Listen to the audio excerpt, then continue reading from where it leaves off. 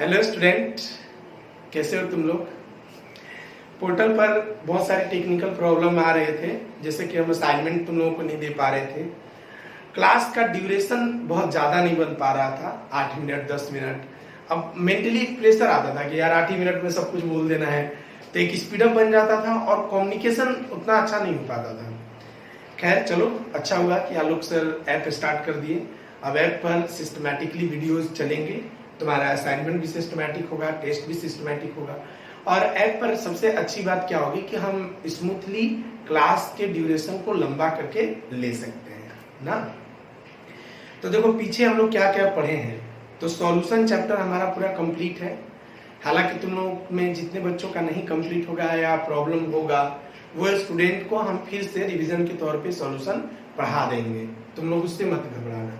Second topic है electrochemistry, वही हम लोग पढ़ रहे थे। इलेक्ट्रोकेमिस्ट्री को दो पार्ट में बांटा गया है, एक गैल्वेनिक सेल और एक इलेक्ट्रोलाइटिक सेल, जिसमें गैल्वेनिक सेल हम लोग पोर्टल पे पढ़ चुके हैं, तो इसलिए हम उस पर भी फोकस नहीं करना चाहते हैं। हम चाहते हैं कि ऐप पर हम लोग नए सिरे से अपनी पूरी बातों को पढ़ें, ठीक है। नया चैप्टर है बिल्कुल, ताकि हम लोगों को कोई दिक्कत ना हो। और फिर अगर टाइम बचेगा हम लोगों के पास, तो पीछे वाले चैप्टर को भी हम लोग ऐप पर फिर से देख लेंगे विद असाइनमेंट एंड टेस्ट, ठीक। तो चलो सब लोग पेन कॉपी लेके पहले बैठ जाओ। और पढ़ने के दौरान ऐसा नहीं है कि तुम सो के वीडियो देख रहे हो, तो कहीं चलते चलते वीडियोस देख रहे हो, उससे क्या होगा, तुम सिस्टमैटिक स्टडी नहीं कर पाओगे।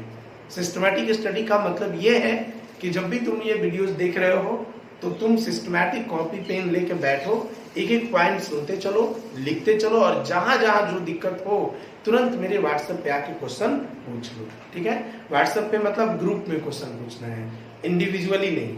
क्लियर।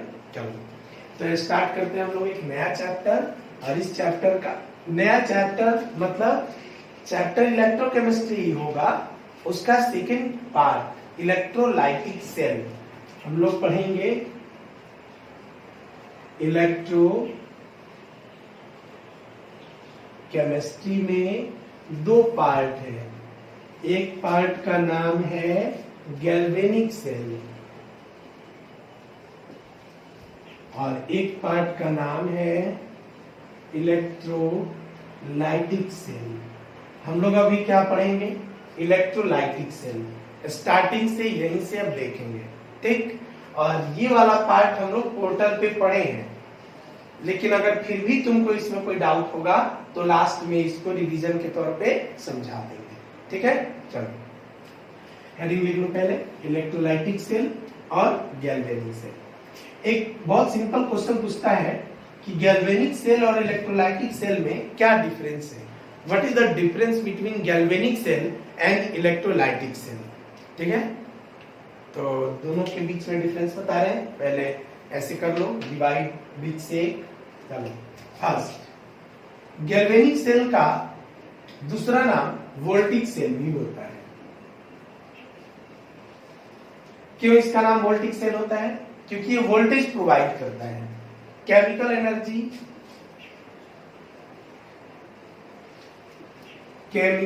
Energy provide voltage. अच्छा, केमिकल एनर्जी की जगह यहां सब्सटेंस भी होगा, समझने के लिए केमिकल एनर्जी बोला जाता है। Chemical substance provide voltage bye redox reaction.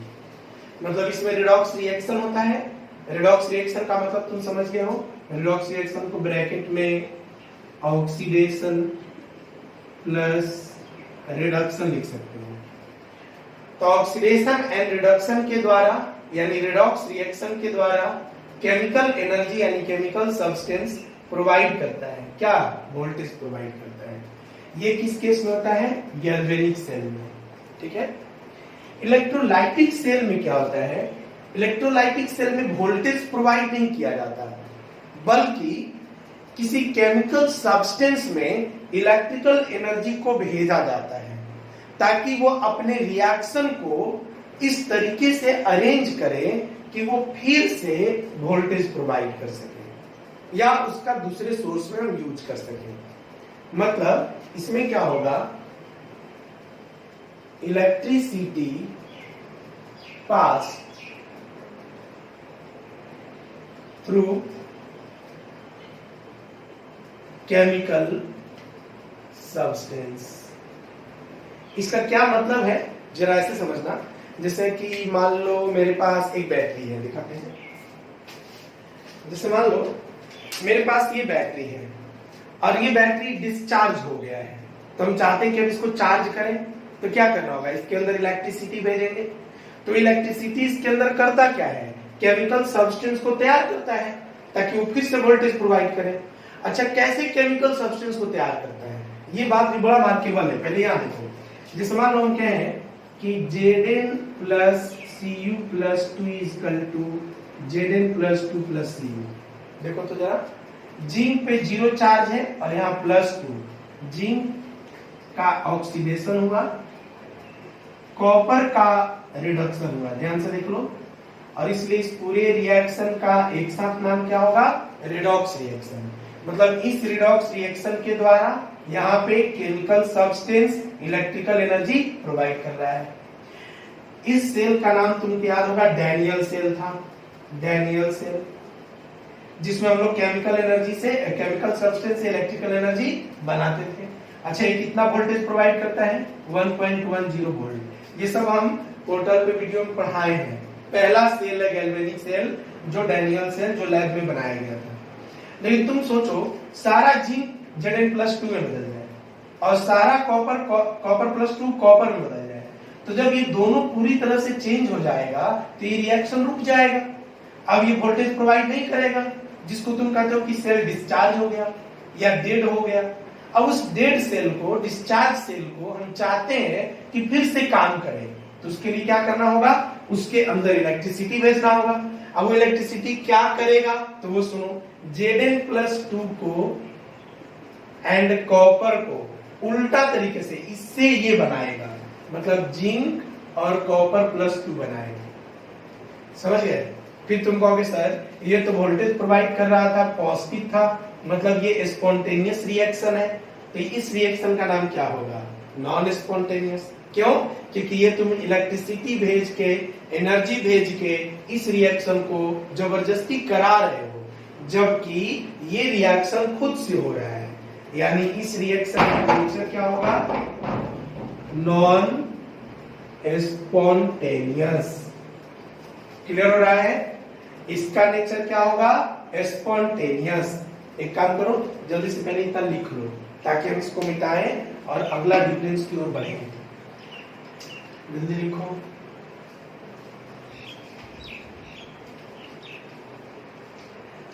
चलो लिख लिए। अब सुनो, पहला डिफरेंस कि इसमें केमिकल सब्सटेंस से इलेक्ट्रिकल एनर्जी निकलेगा, इसमें इलेक्ट्रिसिटी को भेजेंगे ताकि एक रिएक्शन जो खुद से नहीं हो रहा था वो फोर्सली इलेक्ट्रिकल एनर्जी के कारण होगा और एनर्जी प्रोवाइड, वो फिर इलेक्ट्रिसिटी प्रोवाइड करने के लिए तैयार होगा। इसका नेचर कैसा होगा, नॉन स्पॉन्टेनियस। अब ये मिटा रहे, देखो डैनियल सेल को,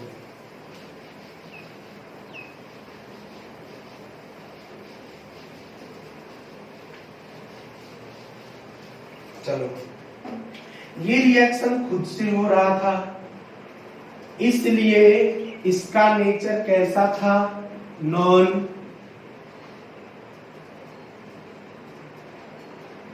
ये रिएक्शन खुद से नहीं हो रहा था तो नाम नॉन स्पॉन्टेनियस, और ये खुद से हो रहा था इसलिए इसका नाम स्पॉन्टेनियस। इतना बात तो समझ गए, ये स्पॉन्टेनियस, ये नॉन स्पॉन्टेनियस। ठीक, और बताओ, देखो जब ये खुद से हो रहा है तो इसका डेल्टा जी क्या होगा, निगेटिव होगा। ये तो खुद से नहीं हो रहा है, जबरदस्ती कराया जा रहा है इलेक्ट्रिसिटी भेज के, मतलब इसका डेल्टा जी कॉल करोगे तो क्या आएगा, तो डेल्टा जी कैलकुलेट करने पे पॉजिटिव आएगा।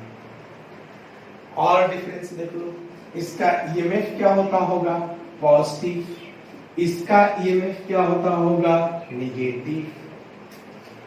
ठीक है, इतना डिफरेंस काफी है। इलेक्ट्रोलाइटिक सेल के बारे में अगर तुमसे कोई पूछे तो तुम ये लाइन बोल सकते हो कि इलेक्ट्रोलाइटिक सेल एक ऐसा सेल होता है जो डिस्चार्जिंग मोड में होता है, जिसके अंदर हम इलेक्ट्रिसिटी भेज करके और उसके सब्सटेंस को फिर से रीजनरेट करते हैं इलेक्ट्रिसिटी प्रोवाइड करने के लिए। ऐसे सेल की सबसे अच्छी खासियत क्या है कि ऐसे सेल में हमारा delta G positive, EMF negative, non spontaneous process होगा। इसकी खासियत क्या है कि spontaneous, delta G negative, EMF positive होगा। ठीक है, चलो अब हम इसको मिटा रहे हैं और अब हम इलेक्ट्रोलाइटिक सेल के बारे में और ज्यादा बात करने जा रहे हैं। हम लोग यहाँ बात कर रहे हैं, एक छोटा सा टॉपिक है, नाम है इलेक्ट्रोलाइट एंड इलेक्ट्रोलिसिस। चलो, इलेक्ट्रोलाइट एंड इलेक्ट्रोलिसिस जल्दी से लिख लो।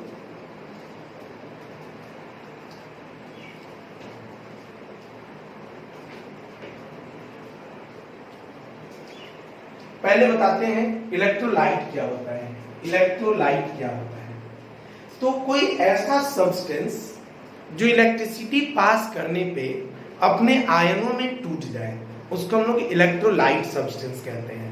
इसी को ऐसे बोल सकते हो कि electrolyte substance are those substance which break into its ion when we pass electricity through the substance. Clear है? मतलब जब हम सब्सटेंस के थ्रू इलेक्ट्रिसिटी पास करते हैं तो वो अपने आयनों में ब्रेक कर जाता है, और ऐसे सब्सटेंस को ही हम लोग इलेक्ट्रोलाइट कहते हैं। जनरली ऐसा देखा गया है कि जितने भी आयोनिक कंपाउंड होते हैं वो सारे के सारे इलेक्ट्रोलाइट होते हैं।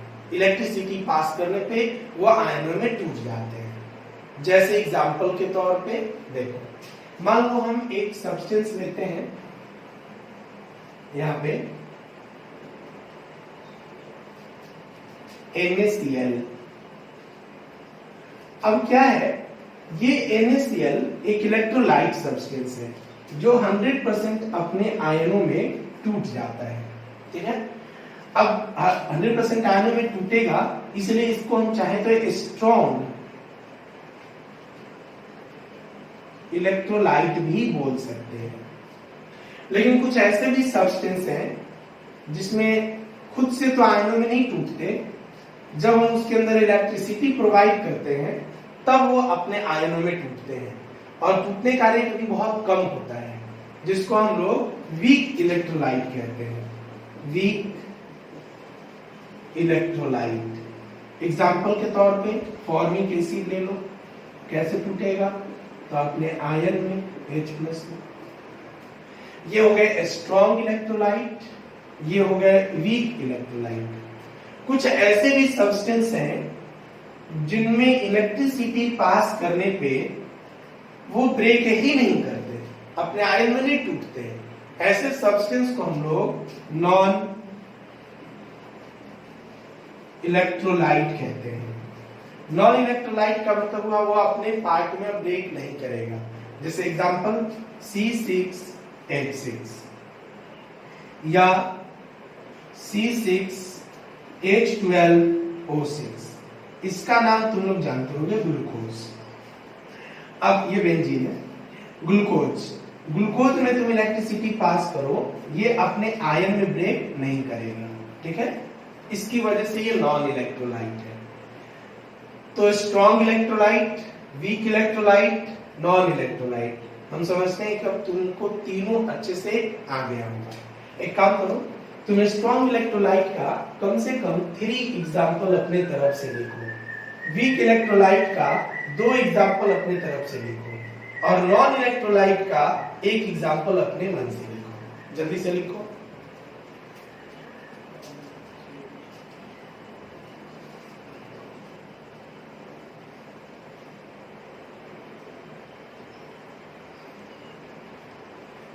चलो लिख लिए, बताओ। स्ट्रॉन्ग इलेक्ट्रोलाइट में NaCl की जगह तुम चाहो यहाँ पे KCl, CaCl2, MgCl2 लिख सकते हो। वीक इलेक्ट्रोलाइट में तुम चाहो तो यहाँ पे NH4OH लिख सकते हो, यहाँ पे फिनॉल लिख सकते हो। ये तुम्हारा वीक इलेक्ट्रोलाइट है। नॉन इलेक्ट्रोलाइट का सबसे अच्छा एग्जांपल शुगर, चीनी यूज कर सकते हो, यहाँ ग्लूकोज एग्जांपल में लिए थे। तो अब तुम non electrolyte, weak electrolyte, strong electrolyte यानी कि इलेक्ट्रोलाइट क्या होता है और कैसे ड्राइव करते हैं, अच्छे से तुमको समझ में आ गया होगा।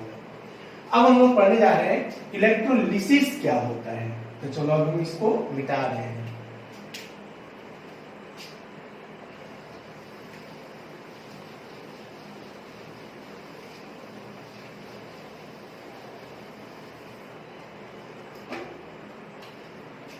Electrolysis is the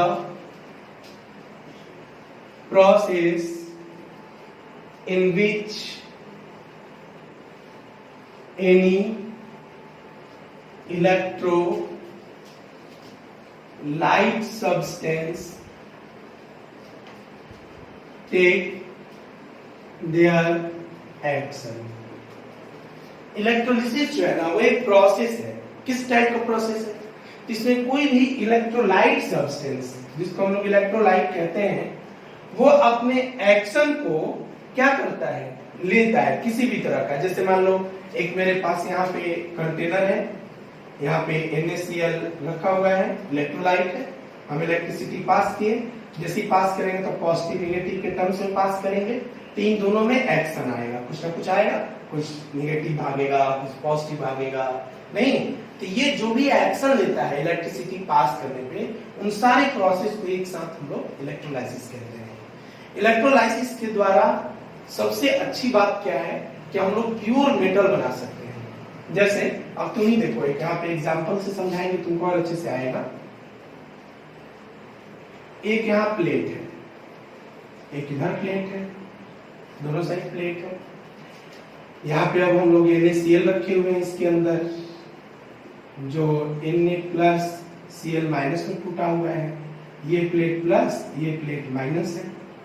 जैसे ही तुम इसमें इलेक्ट्रिसिटी पास करोगे तो ये पूरा प्लेट पॉजिटिव हो जाएगा, पूरा प्लेट, ठीक है। और ये पूरा प्लेट क्या हो जाएगा, निगेटिव हो जाएगा। पूरा प्लेट यहाँ पॉजिटिव हो जाने की वजह से जो सोडियम प्लस है वो आकर के यहाँ डिपोजिट, सॉरी, जो क्लोरीन माइनस है वो यहाँ आके डिपोजिट हो सकता है, और यहाँ पे पूरा सोडियम प्लस डिपोजिट हो सकता है। होगा कि नहीं होगा अभी सेकंड केस है। अभी हम तुम लोग को बताएंगे कि अगर एक्वस NaCl रहेगा तो क्या होगा, मोल्टेन NaCl रहेगा तो क्या होगा, वो सब सेकंड बात है। पहली बात ये है कि जो Na+ है वो किधर जाना चाहेगा, तो यहाँ निगेटिव पे। Cl- किधर जाना चाहेगा, तो पॉजिटिव पे। ये जो आयंस अपना भाग रहे हैं, और अगर इनके अकॉर्डिंग इन्वायरमेंट दे दें तो ये जो डिपोजिट हो रहे हैं, इसी प्रोसेस का नाम इलेक्ट्रोलिसिस है। मतलब इलेक्ट्रोलिसिस में बेसिकली होता क्या है कि इलेक्ट्रिसिटी हम लोग पास करते हैं, और उस इलेक्ट्रिसिटी को पास करने से जो इलेक्ट्रोलाइट सब्सटेंस है वो अपने एक्शन में आते हैं, और उनसे उस समय जो सबसे फिजिबल रूट लगता है वो काम वो करते हैं। क्लियर हो रहा है मेरी बात? ठीक है। तो हम लोग यहाँ पे बोल सकते हैं दिस इज द इलेक्ट्रोलिसिस। आप कहोगे कि सर इलेक्ट्रोलिसिस का कुछ एग्जांपल दे करके बताइए, तो इलेक्ट्रोलिसिस का कुछ एग्जांपल देंगे। पहले तुम इलेक्ट्रोलाइट एंड इलेक्ट्रोलिसिस, ये दोनों बात समझ में आ गया, ठीक है। अगर ये दोनों बात समझ में आ गया, मिटा दे इसको। अगर ये दोनों बात समझ में आ गया तो यहाँ पे हम लोगों को सीखना होगा कुछ, क्या, electrolysis of some important substance। कुछ इंपॉर्टेंट सब्सटेंस का इलेक्ट्रोलिसिस कराते हैं। जैसे मान लो फर्स्ट हम लोग इलेक्ट्रोलिसिस कराते हैं, इलेक्ट्रोलिसिस ऑफ वाटर। सबसे सिंपल इलेक्ट्रोलिसिस ऑफ वाटर, ठीक है। देखो एग्जैक्टली क्या होता है, वाटर का इलेक्ट्रोलिसिस कराते हैं। तो हेडिंग डालो, देखो क्या करेंगे, एक कंटेनर लेंगे, ले लो है, इसमें क्या डालेंगे, तो वाटर डालेंगे H2O, और ऐसे रख देंगे। अब क्या है, ये पूरा वाटर इसके अंदर ऐसे भरा हुआ है, ठीक है। अब क्या होगा, हम इस कंटेनर के अंदर, ध्यान देते चलना, हम इस कंटेनर के अंदर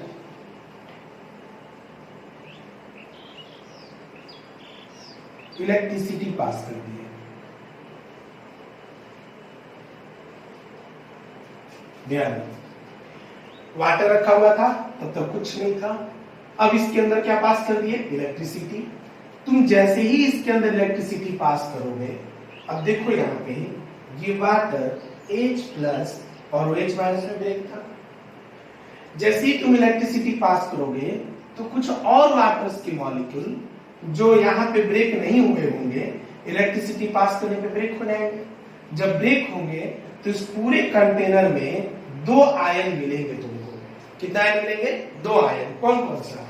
एक प्लस आयन मिलेगा और एक माइनस आयन मिलेगा। जो प्लस आयन है H प्लस, इलेक्ट्रिसिटी पास करते ही वो किधर भागेगा?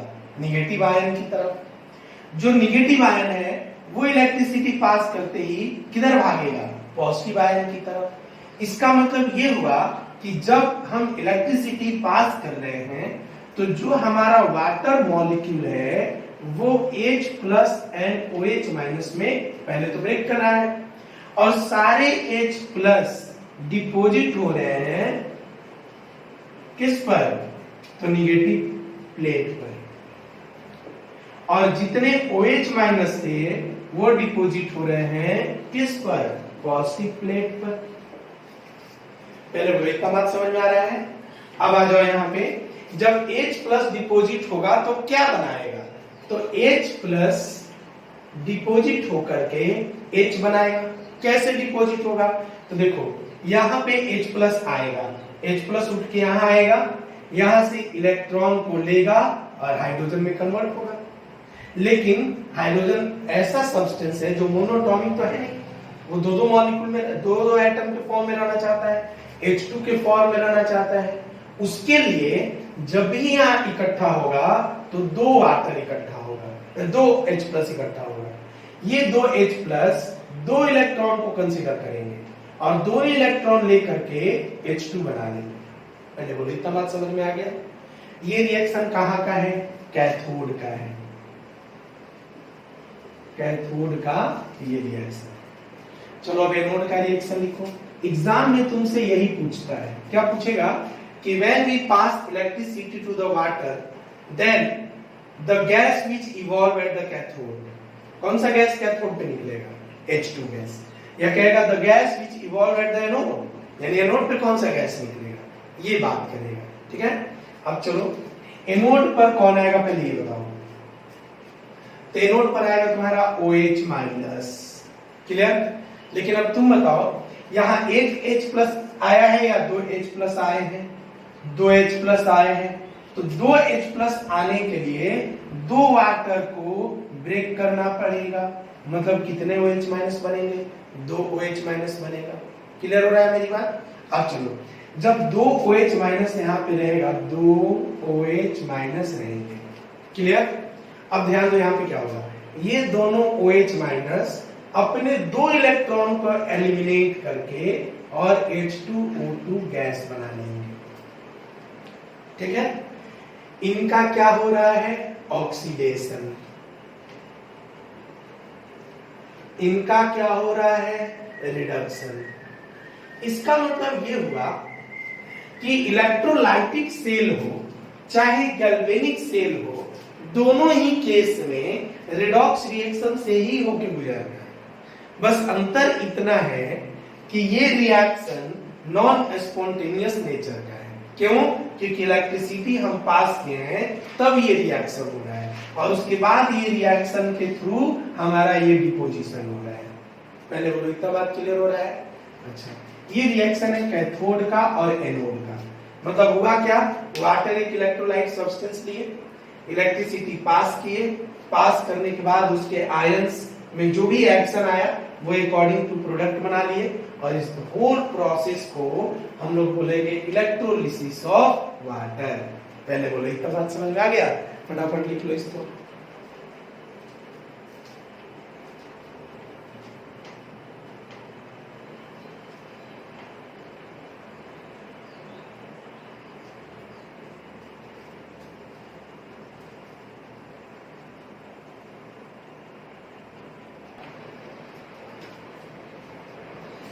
लिखिए इसको, चलो मिटाते हैं। अब यहाँ पे एक बात देखना, हम इसको मिटाने जा रहे हैं।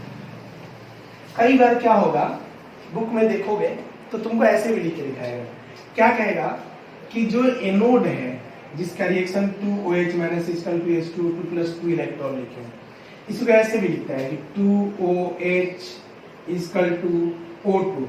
अब तुम ही बताओ, 2OH माइनस से पहले O2 लेंगे, H2O, वाटर ले लिए, 2OH माइनस से वाटर बना देगा। अब अगर ये वाटर बनाएगा, एक ऑक्सीजन यहाँ पे खाली रहेगा, वो कहता है कि हाफ O2 के फॉर्म में निकलेगा और 2 इलेक्ट्रॉन। मतलब तुम चाहो तो यहाँ पे H2O2 भी निकाल सकते हो, यहाँ पे हाफ O2 का प्रोडक्शन कर सकते हो, वाटर का प्रोडक्शन कर सकते हो। कहोगे सर इन दोनों में ज्यादा रिएक्शन किसका फेवरेबल होगा, तो ज्यादा रिएक्शन इसको फेवर करेंगे। इसका फेवर करने के पीछे रीजन ये होता है कि एक तरफ H2 गैस और एक तरफ O2 गैस निकलता है, हाइड्रोजन पर ऑक्साइड के निकलने का अमाउंट बहुत कम होता है, इसीलिए लोग इसको साइड प्रोडक्ट में लिखते हैं। तो तुमसे कई बार एग्जाम में ये भी क्वेश्चन पूछ सकता है कि एनोड का साइड प्रोडक्ट का वैल्यू बताइए, ठीक है। ऑर्गेनिक में साइड प्रोडक्ट नहीं पूछता, फिजिकल में जरूर पूछता है। तो इलेक्ट्रोलिसिस ऑफ वाटर, पहले बोलो इतना बात सबको समझ में आ गया? क्या अब हम इसके अगले तरफ चले? चलो सेकेंड इलेक्ट्रोलिसिस। समझ लो कि इलेक्ट्रोलिसिस क्या है, एक प्रोसेस है। उस प्रोसेस में हम लोग क्या करते हैं, इलेक्ट्रिसिटी को पास करते हैं, किसके अंदर, इलेक्ट्रोलाइट के अंदर, और जो भी एक्शन होता है उसको कंसीडर करते हैं। जैसे अब हम सेकेंड टॉपिक देखने जा रहे हैं, इलेक्ट्रोलिसिस ऑफ NaCl। लेकिन यहाँ पे NaCl जो है वो मोल्टेन ले रहे हैं। मोल्टेन का क्या मतलब है, मोल्टेन का मतलब ये है कि पानी का अमाउंट बहुत कम, वाटर बहुत कम और NaCl बहुत ज्यादा, मतलब केवल वेट, समझ लो ना, भिगा हुआ नमक, ऐसे समझो, ठीक है। चलो बताओ, यहाँ पे एक कंटेनर ले लिए, इसमें NaCl रख दिए, लेकिन NaCl कैसा है, मोल्टेन है। अब इसके अंदर इलेक्ट्रिसिटी को पास कर दिए,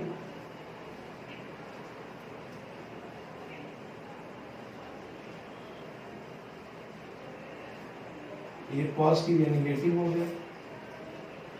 तुम ही बताओ, जैसे ही पॉजिटिव निगेटिव पास किए होंगे तो Na प्लस और Cl माइनस, Na प्लस किधर भागा होगा, निगेटिव आयन की तरफ, Cl माइनस किधर भागा होगा, पॉजिटिव आयन की तरफ। इसका मतलब अब हमको रिएक्शन लिखना है, कैथोड रिएक्शन।